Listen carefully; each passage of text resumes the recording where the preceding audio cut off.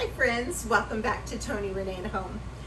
I realized as I was editing this video that I had never done an intro. So that's what we're doing.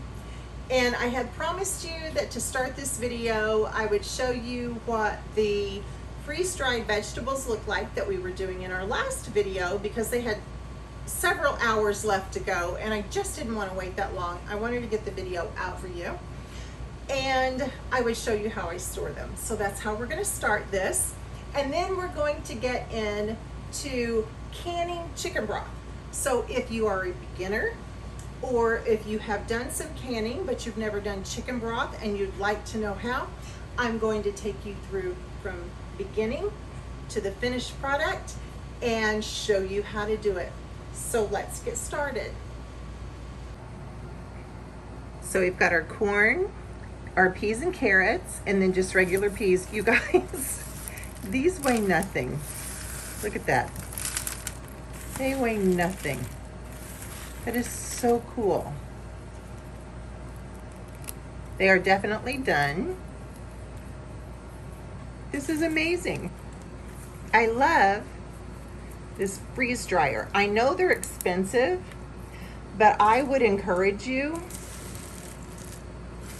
to save up your money and get one, because I'm telling you, we're going to have all kinds of preserved food. Wow. This is lighter than popcorn. Amazing, amazing, amazing. Save your money and get yourself one. I can't get over that. It's amazing, and it's so light. This would be good in a pea shooter. Just kidding, just kidding.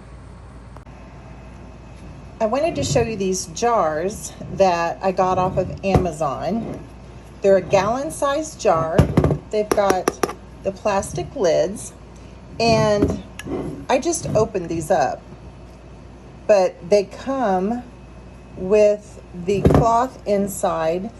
I'm holding the phone. Let me put the phone down and open that up. So they come with this nice cotton cloth so that if you're going to ferment, it even comes with the rubber band to put around it. It also came with 2 stickers, and these stickers fit right on top of the lid. So it comes with 1 sticker, and then it comes with a sticker replacement. These are awesome. And I didn't pay much for them. I will link them down below. And anytime I forget to link something down below, just remind me. I had someone do that before, and I thank you for doing that, because if I say I'm going to link something, I want to be sure that it's linked there. So these are awesome jars, but I won't need this. I will just put this away for another project and store it in a baggie. But I love these jars, and because I'm making so much, this is what I'm going to store everything in.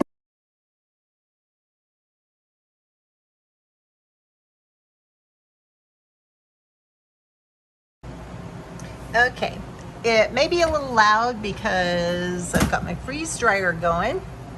That was a video I just did. If you haven't watched that, go back and watch it. I'll link it. I am going to start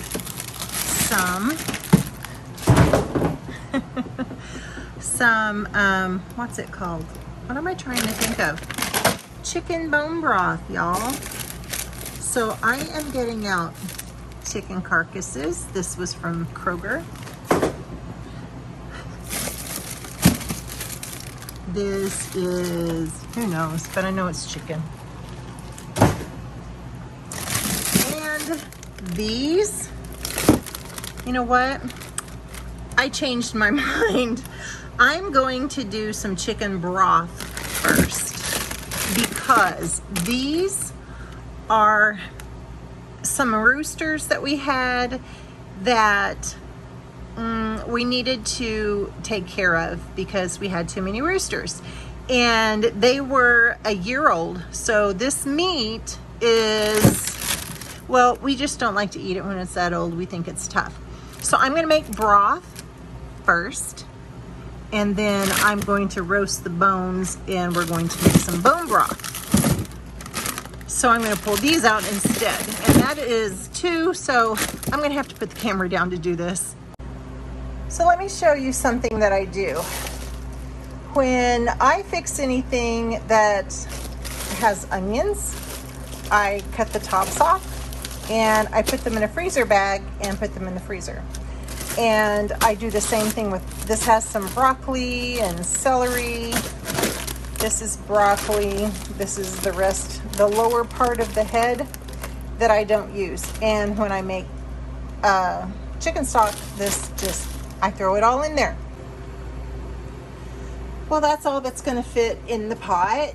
Now I'm just gonna get it covered with water. I'm going to put those veggies over it, and just because this is just broth, I'm just going to let this cook for about 3 to 4 hours. These are frozen, so it may take longer.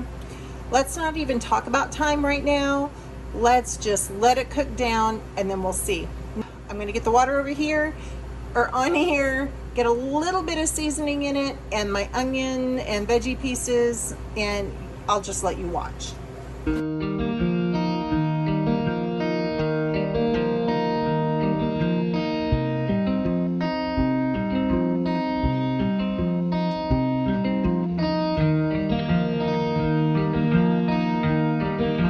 Okay, got all the water in here. I am gonna do some salt and pepper and bay leaves. And I may do whole peppercorns and put them in a little piece of cheesecloth and put them in here, because I don't want, or maybe I'll just throw some peppercorns in there. That's probably what I'll do, because this is all going to be strained anyway. Now, this looks really full, but it is frozen. They're stuck together and it will start to break apart and it'll cook down. And even though I said I had at first mentioned 3 to 4 hours, I really think I'm gonna let this go all night. Even though it's stuck, I'm just gonna let it go all night. It is already 2:41 and I know I don't want to be messing with this all night long. So I'm gonna let this cook until in the morning. Just leave it on a simmer all night long. And I will come back with you in the morning and we'll go from there. Show you how, let you see me strain it, jar it, and can it. So I will see you in the morning. Guys, I want to show you something. I'm sure some of you probably caught this. I do not know what in the world I was thinking. Do not fill your pot all the way up with water. The whole point is this is making broth, not just flavoring water. So I had to go get another big pot and transfer some of the chicken to this other pot. We're steaming up here, sorry about that. But I wanted to show you, look how golden that is already, and it's only been a couple of hours.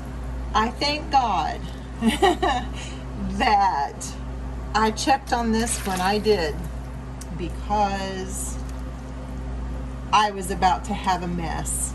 It was all the way to the very top. That right there, that line that you see going around there, no, it was past that. So I'm having to transfer some to another pan, and that's fine. You know what? That just means I'll have all that much more. Did I say that right? I'll just have that much more of, I'm trying not to make too much of a mess.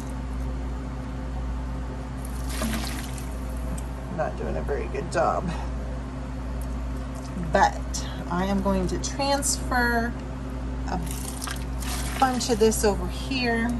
It'll be just fine, but I just wanted to jump in here and tell you, don't do that. Don't fill it all the way to the top with water, because as that chicken cooks and releases all of its juices, it's going to fill your pot up. So yeah, don't do that. Okay, this is my first big pot, the one that we started everything in yesterday. You were setting really close to the freeze dryer, so sorry if it's really loud. I am just going to use some tongs and get as much of this out of here as I can.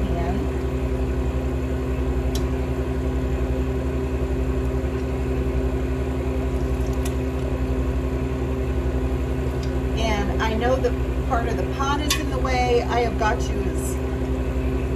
pull back as far as I can without making a huge mess.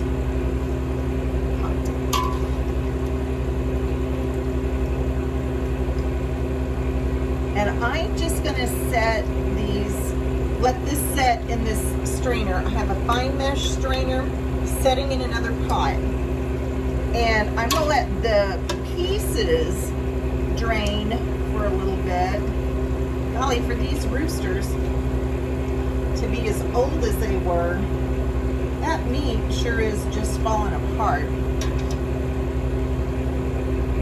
And I am just going to let the pieces drain because I don't want to lose any of this broth. There's already quite a bit of broth in the bottom of that just from putting these pieces in there.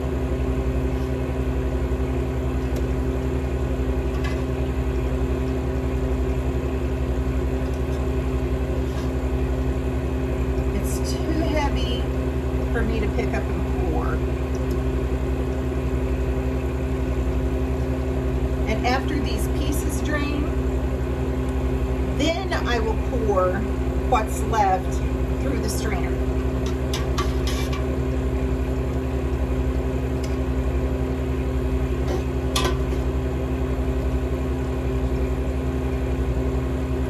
I'm going to go get something else. I should have gotten this thing from the start, but it's getting kind of flimsy. So I don't want to put too much heavy stuff in it anymore.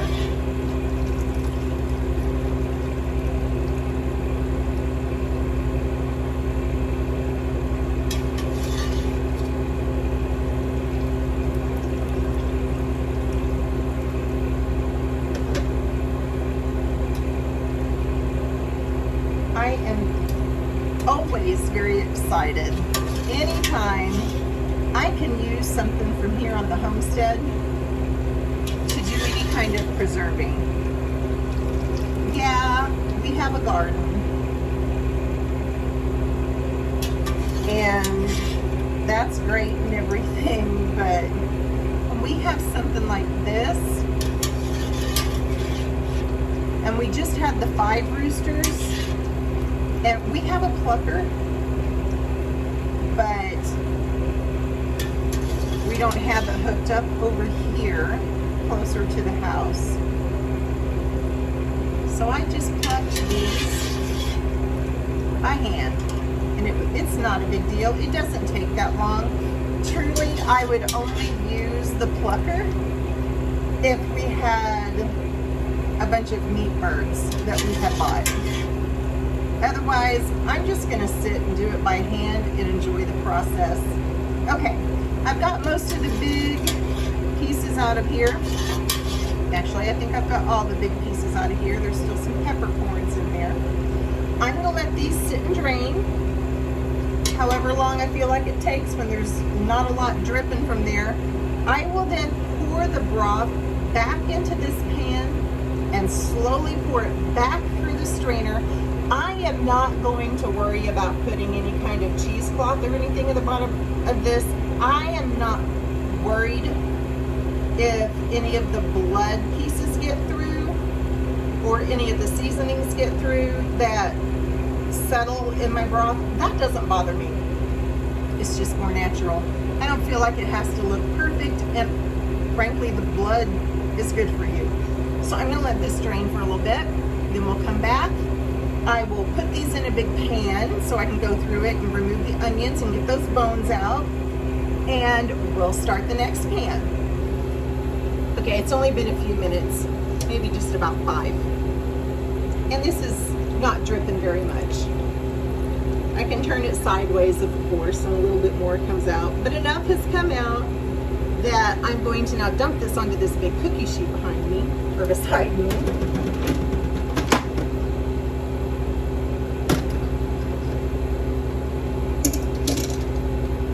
And grab the other pot.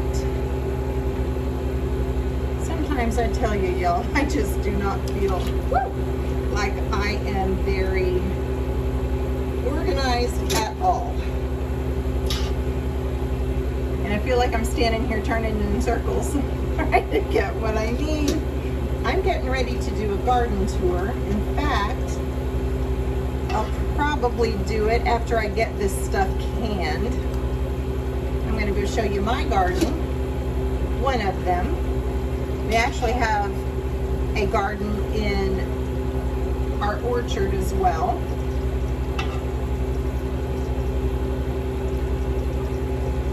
And I'm going to show you both of those. Again, probably be 2 different videos. I'm getting ready to give you a garden tour though. Okay, now that I've got the big chunky stuff out, I'm going to grab this again. Well, I don't have all the big chunky stuff out either.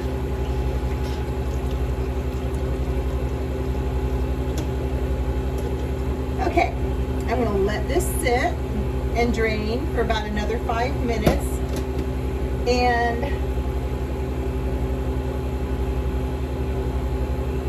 I'll come back. Because this is really heavy still, I'm going to use my biggest ladle.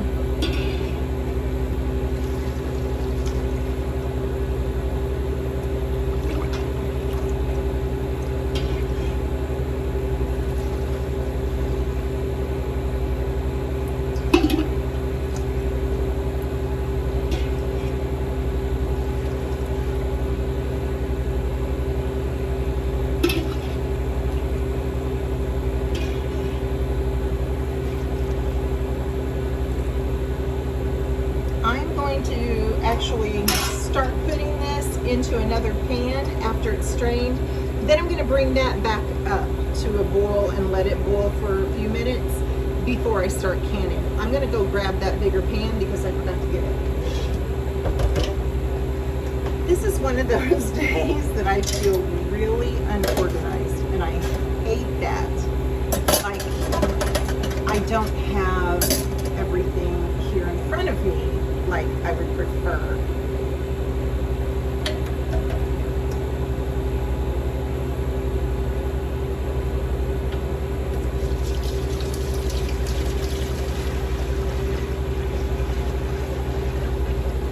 That looks beautiful.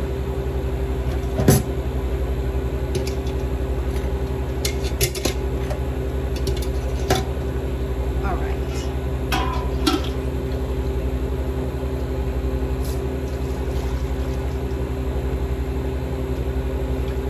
I'm going to be canning all day.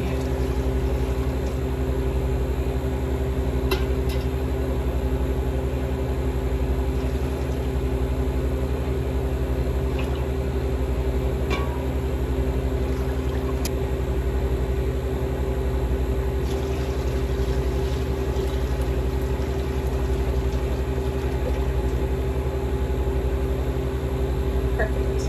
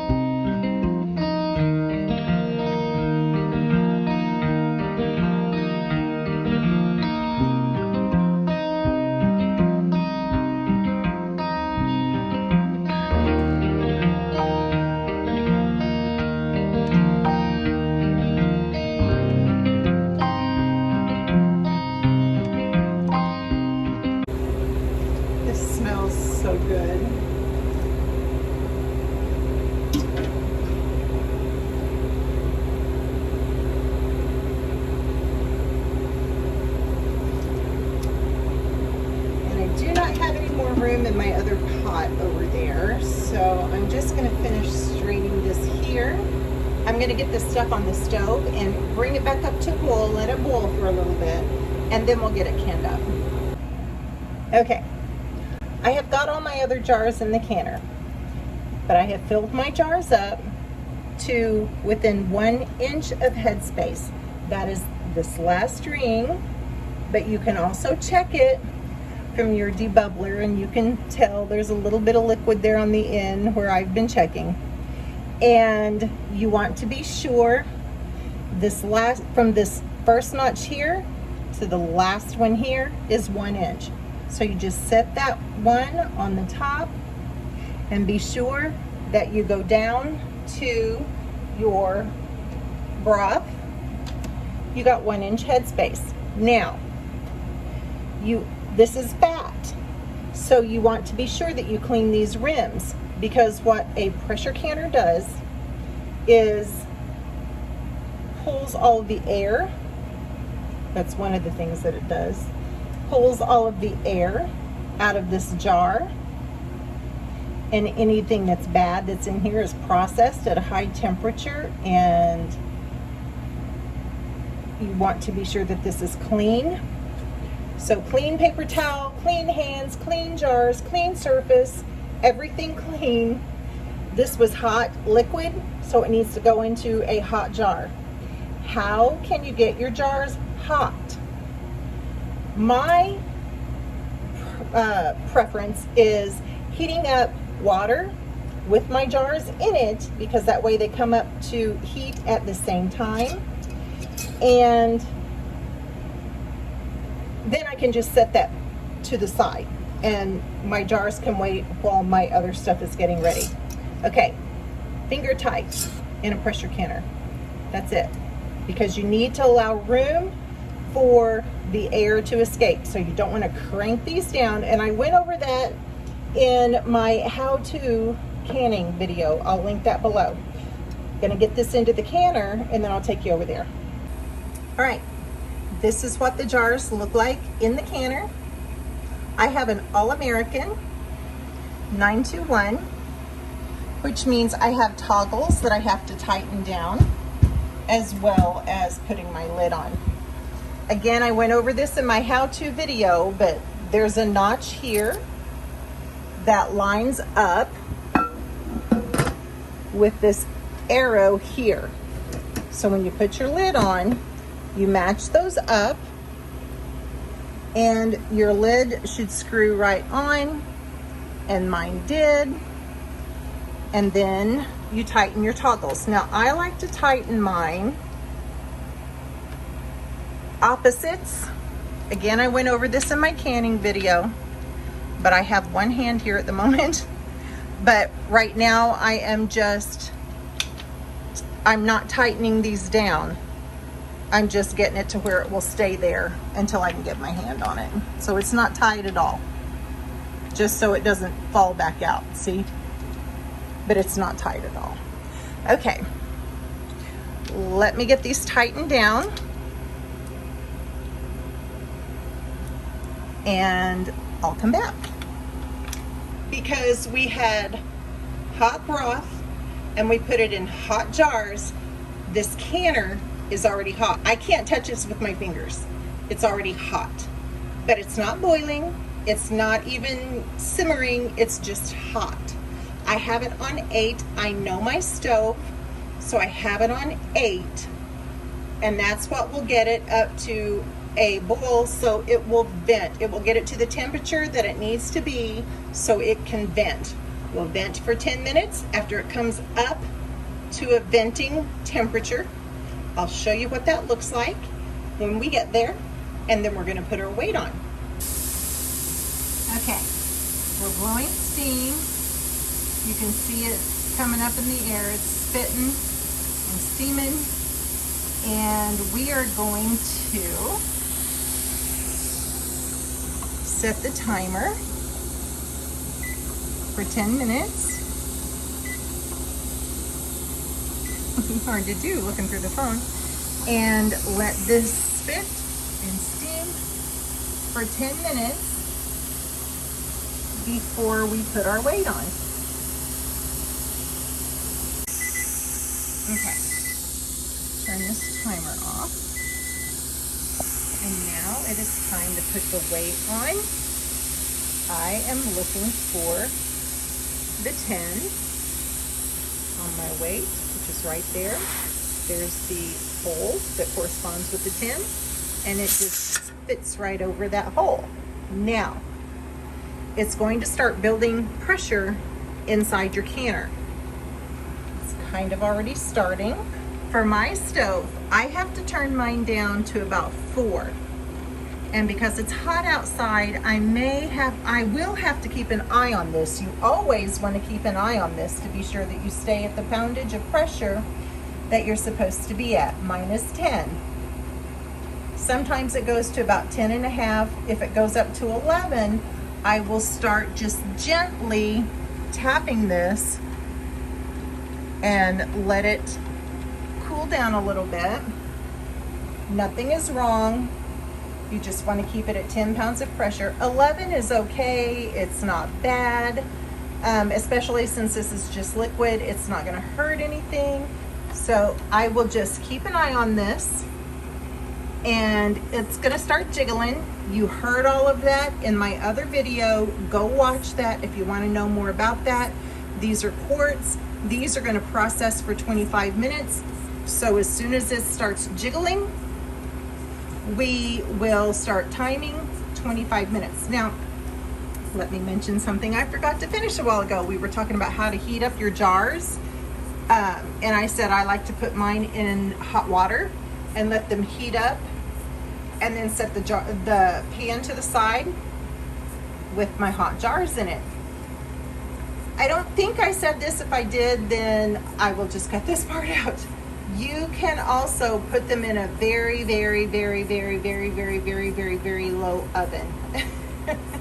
And I mean low. I don't think I said this. If I did, I'm sorry. Very low oven or hot water. That is how you bring your jars up to temperature. I don't recommend a microwave. And I don't know. I can't think of anything else right now. I have seen people even put them in their sink and just put them in really hot water. I think they'll cool off really quickly if you do it that way, because this glass is heavy duty on these canning jars. I have literally dropped mine on our concrete sidewalk and watched it bounce. It never broke, it never even chipped, it never cracked. It was perfectly fine. These jars are made for what we do. Anyway, I'll come back when this starts jiggling and put the timer on 25 minutes. We're jiggling.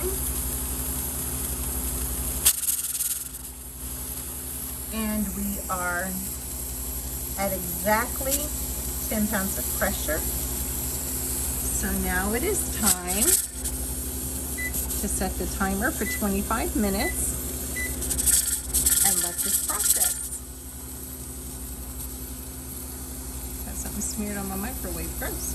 Probably broth. Okay, timer's going off. And now, the only thing we do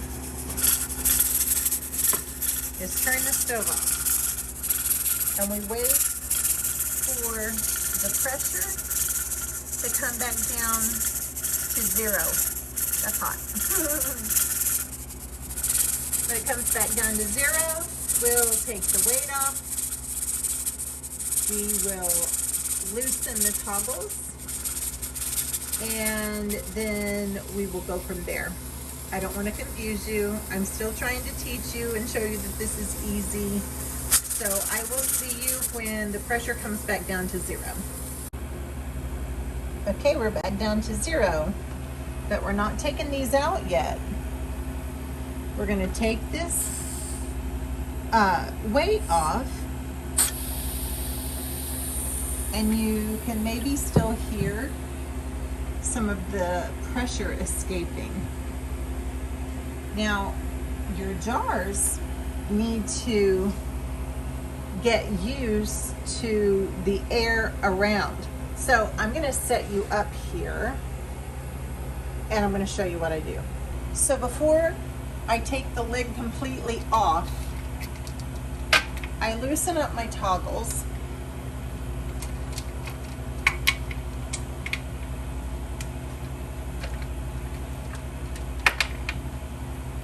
Unscrew my lid and just set it on the side. As soon as I do that, I can hear jars start to ping because there's a difference in pressure. I'm gonna let this set here for 5 minutes, then I'll come back and take them out. Okay, I just turned the timer off. I am going to take this lid off, turning it away, lifting it away from me so I don't get all that steam in my face.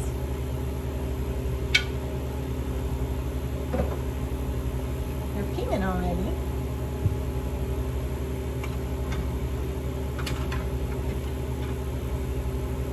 Now you may still see some bubbles in your jar, like it's boiling.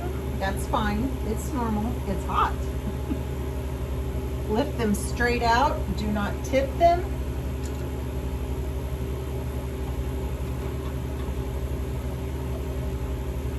And these look perfect. Set them, don't set them touching.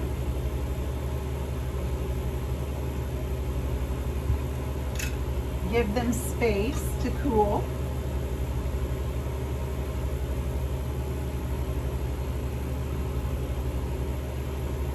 And you can probably see, yes, there is some settlement in the bottom of the jars. That doesn't bother me. Here we go. This will dry.